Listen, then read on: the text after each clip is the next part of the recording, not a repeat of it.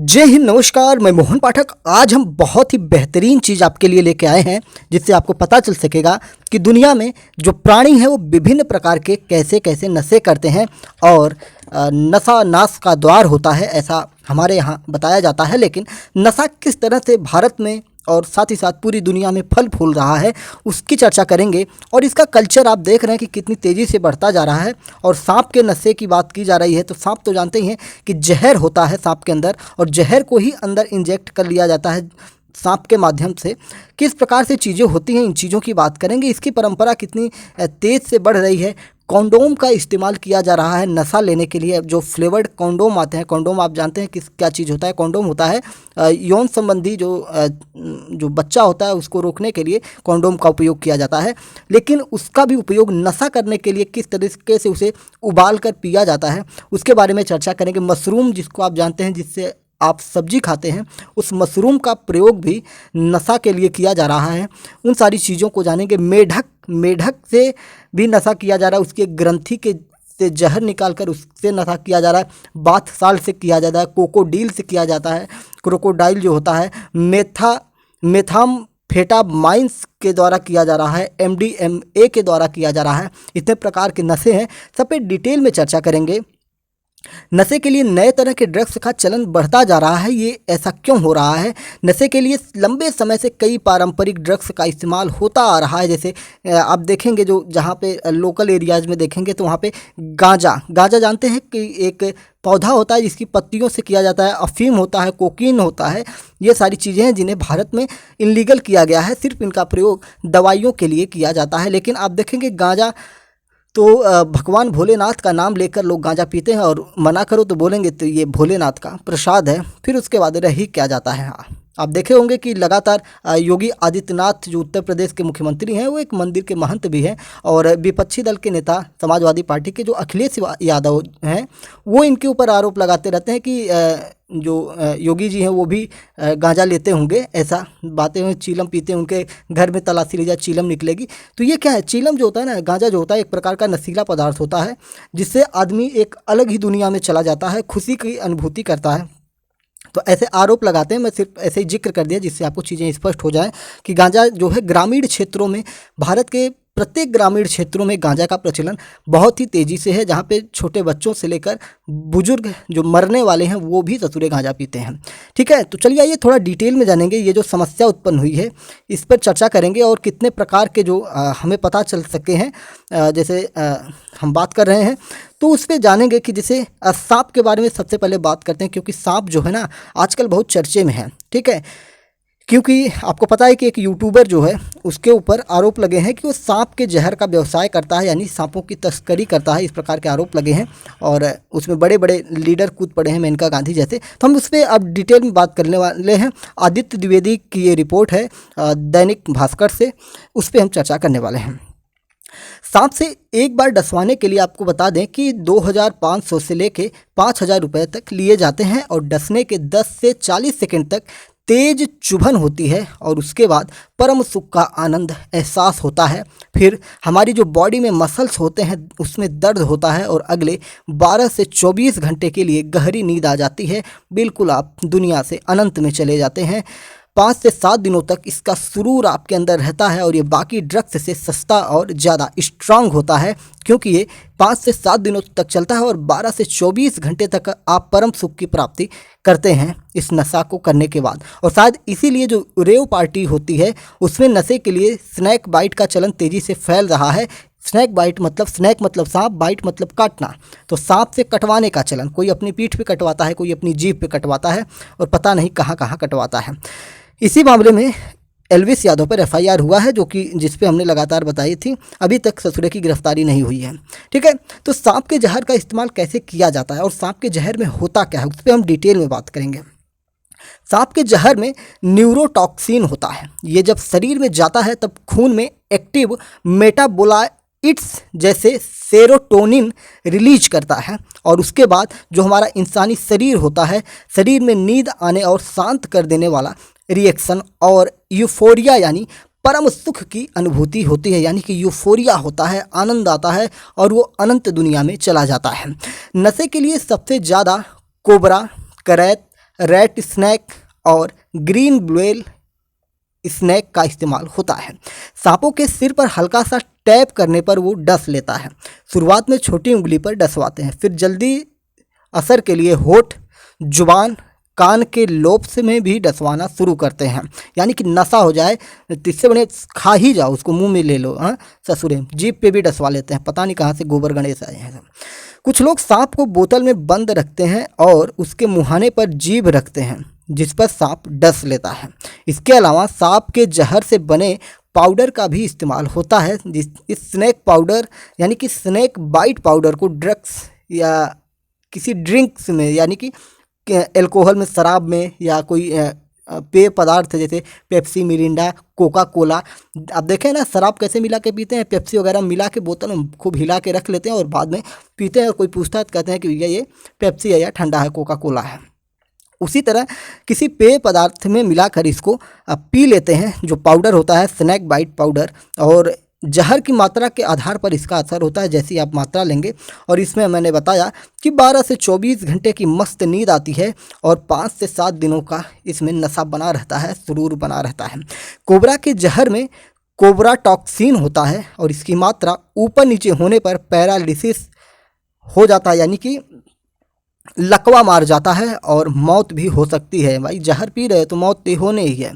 अब हम बात करते हैं मेढक के बारे में कि भैया मेढक से किस प्रकार का जहर निकलता है और उस जहर को पी के अत्यंत परम सुख की प्राप्ति करते हैं।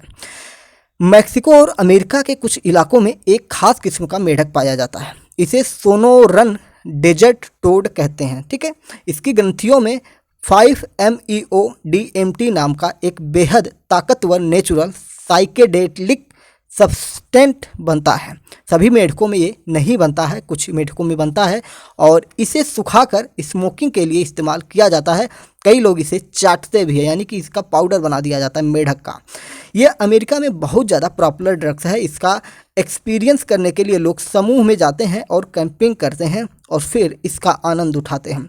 हैवी वेट बॉक्सिंग के लीजेंड माइक टायसन भी यह नशा करते हैं। उनके मुताबिक जब पहली बार टोड वेनम को स्मोक किया तो लगा मर जाऊंगा या मर गया। टोड वेनम का असर 10 सेकंड में ही होने लगता है। 20 से 30 मिनट के लिए यूजर शारीरिक रूप से अक्षम हो जाते हैं और इसका असर लगभग 1 घंटे तक रहता है। टोड वेनम से मुंह और गला सुन्न हो सकते हैं, दिल, दिमाग और लीवर में गड़बड़ी आ सकती है और मौत का खतरा बहुत ज़्यादा इसमें होता है। अब बात करते हैं उसकी जिसको सुन के आपके और ज़्यादा होश उड़ने वाले हैं, जिसमें हम बात करेंगे सेक्स के दौरान यूज किया जाता है सेफ्टी, जिससे जो गर्भ होता है, गर्भ धारण नहीं होता है, जिसको कहा जाता है कॉन्डोम या कंडोम के नाम से जानते हैं। इसमें कई प्रकार के फ्लेवर आते हैं और उसी फ्लेवर कंडोम जो होते हैं उसका नशा किस प्रकार से करते हैं, आइए उस पर चर्चा करते हैं। ये पता कैसे चला कि कॉन्डोम से भी लोग नशा करते हैं? आपने सुना होगा कि जो कफ सिरप आता है, खांसी की दवाई आती है, उससे नशा होता था। एक बार पकड़े गए थे तो उसी दौरान एक जो स्पेशल सिरप था, उस सिरप को कंपनी को बंद करना पड़ा और उसी कंपनी के द्वारा उसी सिरप को दूसरे नाम से अब बेचा जाता है, उसमें जो एल्कोहल है उसकी मात्रा को कम करके। तो पश्चिम बंगाल के दुर्गापुर में एक बड़ी घटना ये घटी कि वहाँ पे अचानक से जो फ्लेवर्ड कंडोम है उनकी बिक्री बढ़ गई। पहले तो लोगों को समझ में नहीं आया, उनको लगा कोई यहाँ पे सेक्स रैकेट वगैरह चल रहा है। लेकिन बाद में जब खुलासा हुआ कि फ्लेवर्ड कंडोम का इस्तेमाल नशे के लिए हो रहा है, क्योंकि ये आसानी से उपलब्ध हो जा रहा है और अन्य ड्रग्स के मुकाबले बहुत ज़्यादा सस्ता है। इसके जो यूजर हैं उनके हिसाब से इसको यूज करने की जो प्रक्रिया है, एक्सपर्ट जो हैं उनके मुताबिक कंडोम नेचुरल रबर के एक कंपोनेंट पॉलीआइसोप्रीन से बनाए जाते हैं। फ्लेवर के लिए ग्लिसरीन का इस्तेमाल होता है। कंडोम की ड्यूरेबिलिटी और खिंचाव को बढ़ाने के लिए सिंथेटिक रेजिन पॉलीयूरेथेन का उपयोग किया जाता है। यह पॉलीयूरेथेन में पाए जाने वाले सुगंधित कंपाउंड हैं जो नशीला प्रभाव पैदा करते हैं। फ्लेवर्ड कंडोम को जब लंबे वक्त तक आप पानी में भिगा कर रखा जाता है तो उससे हाइड्रोकार्बन और एल्कोहल रिलीज होता है। ये सैनिटाइजर्स, कफ सिरप और नेल पॉलिश रिमूवर जैसा ही नशा है, जिसकी ठीक ठाक मात्रा इस्तेमाल करने पर 12 घंटे तक इसका नशा चढ़ा रहता है, सुरूर छाया रहता है। हालांकि कंडोम का पानी लगातार अगर आप पी रहे हैं और उससे नशा कर रहे हैं तो इससे आपके फेफड़े बहुत जल्द खराब होने वाले हैं और आप ईश्वर को प्यारे होने वाले हैं। तो कंडोम का पानी लगातार पीने से क्या होता है? फेफड़ा खराब होता है। ये शरीर के नर्वस सिस्टम को भी नुकसान पहुंचा सकता है। इससे मेंटल बिहेवियरल इशू तो होते ही हैं, कुछ मामलों में यानी कि ईश्वर को प्यारे हो जाते हैं, मौत हो जाती है। अब बात करते हैं मशरूम की। मशरूम तो वैसे हम लोग खाते हैं और बड़े चाव से खाते हैं, और कुछ खास तरह के मशरूम ऐसे होते हैं जिनमें साइलोसाइबिन और पेयोट पाया जाता है। इन्हें मैजिक मशरूम भी कहा जाता है। संयुक्त राष्ट्र संघ ने साइक्लोबीन मैजिक मशरूम को 1971 तक एक दवा के तौर पर शेड्यूल रखा था। इसे सीधा खाने में शामिल करके खाते हैं। इसकी चाय भी बनाकर पीते हैं। इसके सेवन के 20 मिनट बाद असर शुरू होता है और करीब 6 घंटे तक इसका असर होता है। इसकी वजह से आंखों के सामने एक अलग ही काल्पनिक दुनिया दिखने लगती है, दिमाग को भ्रम होने लगता है और परम सुख का आनंद प्राप्त होता है। और लंबे समय तक इसका हाई डोज लेने से आदमी पैनिक हो सकता है, फ्लैशबैक आ सकते हैं, कई अन्य बुरे प्रभाव भी पड़ सकते हैं, पागल वागल भी हो सकता है। अब बात करते हैं एक गजब नशा के, इसको कहते हैं बाथ साल्ट। ये सबसे सस्ता होता है लेकिन बहुत ही स्ट्रांग होता है। ये डिजाइनर ड्रग्स हाल के ही दिनों में चर्चा में आया क्योंकि ये बहुत ही आसानी से मिल जाता है और ड्रग टेस्ट में इसे पकड़ना या पकड़ पाना बहुत ही मुश्किल होता है, इसलिए इसका चलन बढ़ते जा रहा है। ये क्रिस्टलाइन पाउडर के फॉर्म में आता है। इसे क्लाउड9, ब्लूम और आइवरी वेब के नाम से भी जाना जाता है। जो यूजर होते हैं इसको निगलते हैं, नाक के अंदर खींचते हैं पाउडर बना के, या इसे अपने बॉडी के अंदर इंजेक्ट कर लेते हैं, इंजेक्शन के द्वारा अंदर ले लेते हैं। ये शरीर में डोपामाइन का लेवल बढ़ा देता है। डोपामाइन एक ब्रेन केमिकल है जो यूफोरिया यानी परम आनंद की प्राप्ति करवाता है। यूफोरिया, ठीक है। इससे क्या होता है कि जो हमारे अंदर ब्लड होता है इसका प्रेशर बढ़ जाता है और मतिभ्रम होता है और आप जो चाहते हैं वो आपको मिल जाता है, यानी कि काल्पनिक दुनिया में आप चले जाते हैं, सब कुछ भ्रम होता है, यानी कि कल्पना का विस्तार हो जाता है। लंबे वक्त तक इसके इस्तेमाल से पैनिक अटैक, किडनी फेल्योर और मौत तक हो सकती है। अब बात करते हैं उस नशे की जिसका नाम सुन के आपके और भी होश उड़ने वाले। इसका नाम है क्रोकोडीन। ये प्राइवेट पार्ट होता है ना, जानते हैं ना, जो आपका सेक्स ऑर्गन होता है उसके आसपास इसका इस्तेमाल किया जाता है, यानी कि प्राइवेट पार्ट के पास इंजेक्ट किया जाता है, इंजेक्शन के रूप में लिया जाता है। इस ड्रग्स का सबसे ज़्यादा इस्तेमाल रसिया में होता है, जहाँ पे आप सुनते होंगे ना रसियन, ठीक है, समझ गए होंगे। तो इस ड्रग्स का इस्तेमाल वहीं पे किया जाता है। ये हेरोइन का सस्ता अल्टरनेटिव माना जाता है। ये मॉर्फिन का मैन मेड फॉर्म है और उससे 10 गुना ज़्यादा स्ट्रांग होता है। ये कई हार्मफुल केमिकल्स का कॉम्बिनेशन है जिनमें कोडीन, आयोडीन, गैसलीन, पेंट जो होता है उसमें थिनर जो इस्तेमाल होता है, लाइटर फ्लूइड और अन्य चीज़ें शामिल होती हैं। यूजर्स इसे क्या करते हैं, अपने नसों में इंजेक्ट कर लेते हैं और इसका असर बहुत तेज होता है। इस नशे को लेने से स्किन पर मगरमच्छ की तरह निशान पड़ जाते हैं, यानी कि जैसे ही आप इसको लगाते हैं आपकी बॉडी पर मगरमच्छ बन जाता है, जिसकी के वजह से इसका नाम क्रोकोडाइल हो गया, ठीक है, क्रोकोडील कहा गया, इसलिए इसे क्रोकोडील के नाम से भी जाना जाता है। समय के साथ ये खून की नसों को डैमेज कर देता है और इससे स्किन हरी और स्केली हो जाती है। टिश्यू डैमेज होने से गैंग्रीन हो जाता है, जिससे अंग काटने पड़ सकते हैं और मौत भी हो सकती है।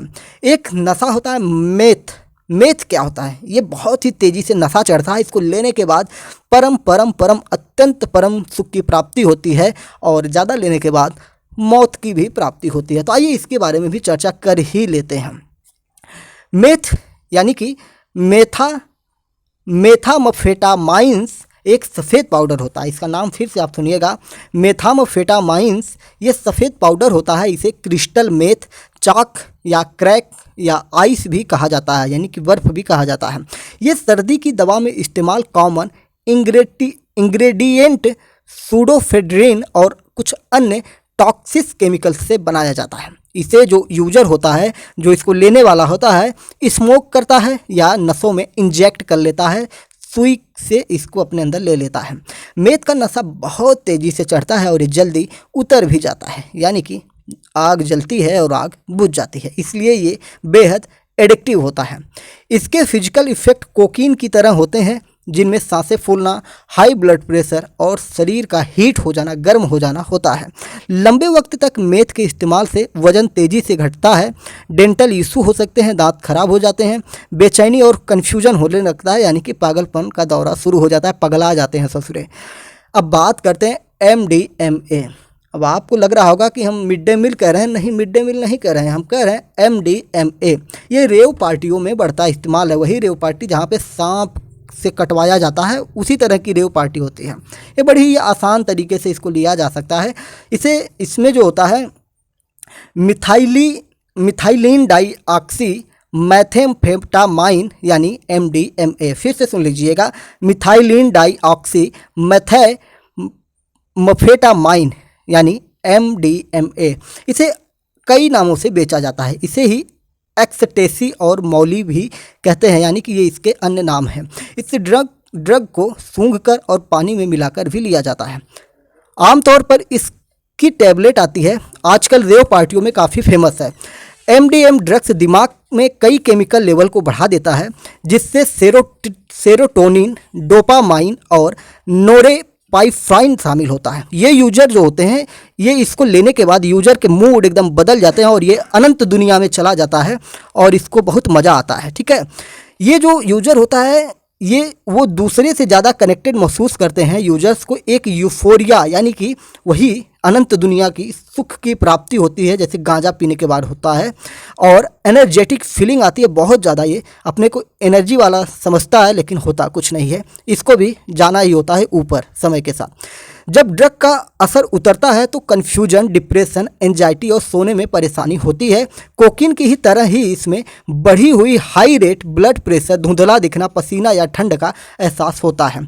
तो जो भी हमारे देश में दवाइयाँ होती हैं, इन सभी दवाइयों को WHO यानी कि वर्ल्ड हेल्थ ऑर्गेनाइजेशन के द्वारा जो है सभी को ड्रग्स के अंतर्गत रखा गया है। ड्रग यानी कि दवा, लेकिन कुछ चीज़ें हैं जिन्हें भारत ने बैन कर रखा है। अगर हम बात करेंगे तो कई ऐसी दवाइयां हैं जो हमारे शरीर को नुकसान पहुंचाती हैं, और सरकार ने लगभग 444 ऐसे ड्रग हैं जो भारत में बैन किए गए हैं। इनको सीधे या किसी और दवा के साथ लेना गैर कानूनी माना गया है। साथ ही कई ऐसे ड्रग हैं जिनकी ज़्यादा मात्रा हमें नुकसान पहुंचा सकती है। आपने देखा होगा कि आपकी दवाइयों पर सभी ड्रग्स की मात्रा भी लिखी होती है। ये सब नार्कोटिक ड्रग्स और साइकोट्रोपिक सब्सटेंस एक्ट यानी कि NDPS 1985 के तहत तय होता है। और भारत में बहुत सारे ड्रग्स हैं जिन्हें बैन किया गया है। जैसे मैंने एक ड्रग्स की बात बताई जो हर गांव में, गली मोहल्ले में छोटे बड़े बुढ़वा जो मर रहा है ससुरा वो भी पी रहा है, जिसका नाम है गांजा।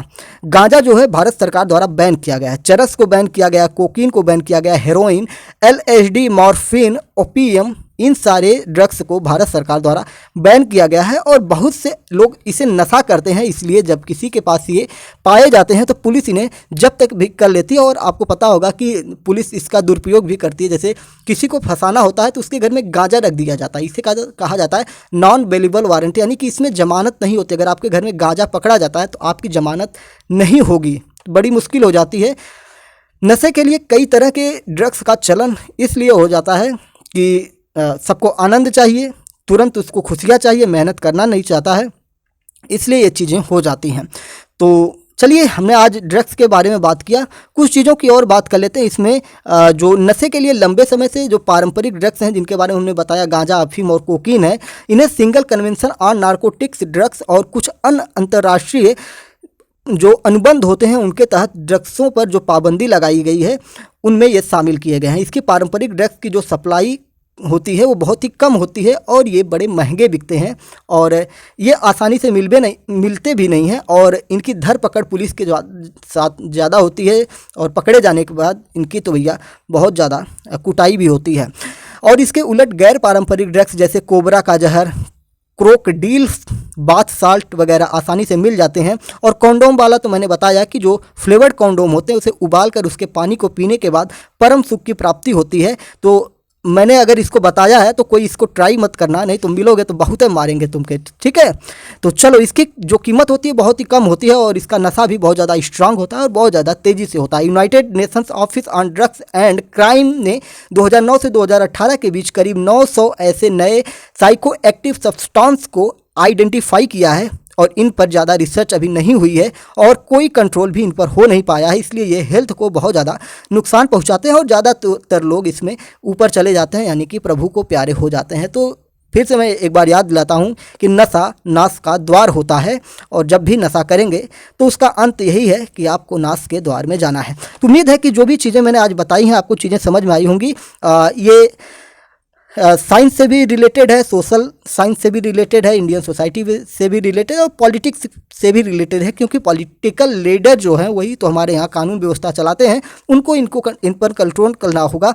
मैंने पहले भी बताया था, अभी कल एक लेक्चर में मैंने बताया था कि पंजाब में बहुत ज़्यादा ड्रग्स का प्रचलन है। पंजाब हुआ, हरियाणा हुआ, चंडीगढ़, ये सब जो एरिया हैं, और इन्हीं ड्रग्स का फ़ायदा उठाकर बहुत सारी वहाँ पे आतंकी गतिविधियाँ होती हैं। जैसे भारत को तोड़ने के लिए खालिस्तान जैसी चीज़ों को सपोर्ट किया जाता है हमारे पड़ोसी देश जो हमारा बच्चा है पाकिस्तान के द्वारा।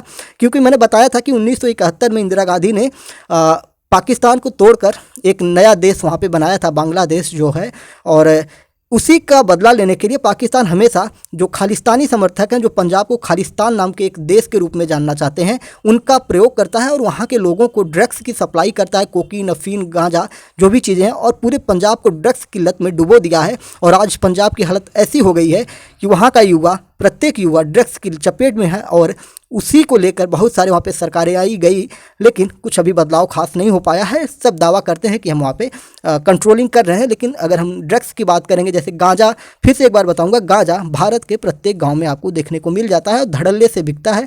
कानून कितना भी दावा करे, लेकिन हर जगह मिल जाता है, ठीक है।